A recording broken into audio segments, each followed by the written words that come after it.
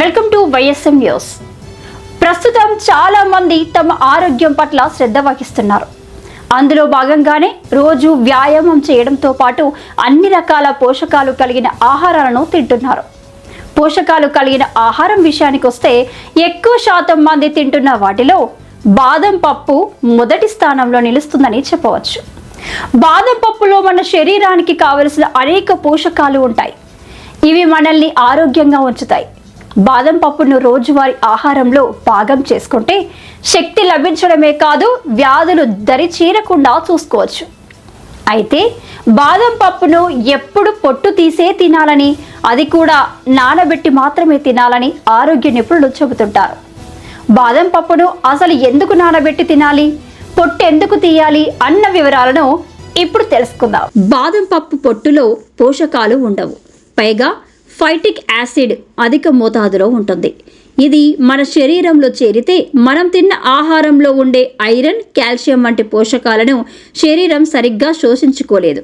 అందువల్ల బాదం పప్పును పొట్టు తీసి తినాలి. అలాగే పొట్టులో ఉండే ఫైబర్ మూలంగా త్వరగా జీర్ణం కాదు. దీంతో బాదం పప్పులో ఉండే పోషకాలు శరీరానికి సరిగ్గా లభించవు. అలాగే కొందరికి బాదం పప్పును పొట్టుతో సహా తింటే వాంతికి వచ్చినట్లు అనిపిస్తుంది. అందులో ఉండే ఎంజైమ్ల కారణంగా అలర్జీలు వచ్చే అవకాశాలు ఉంటాయి.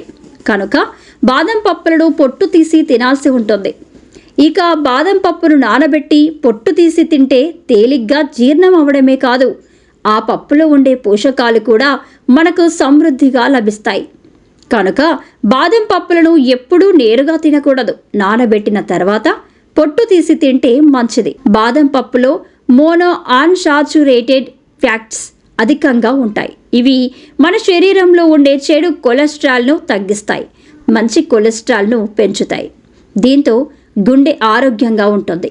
బాదం పప్పులో ఉండే యాంటీ ఆక్సిడెంట్లు గుండె సంబంధిత వ్యాధులు రాకుండా చూస్తాయి. బాదం పప్పులో క్యాలరీలు అధికంగా ఉంటాయి, కానీ వీటిని తింటే బరువు పెరగరు, పైగా బరువు తగ్గేందుకు ఇవి సహాయం చేస్తాయి.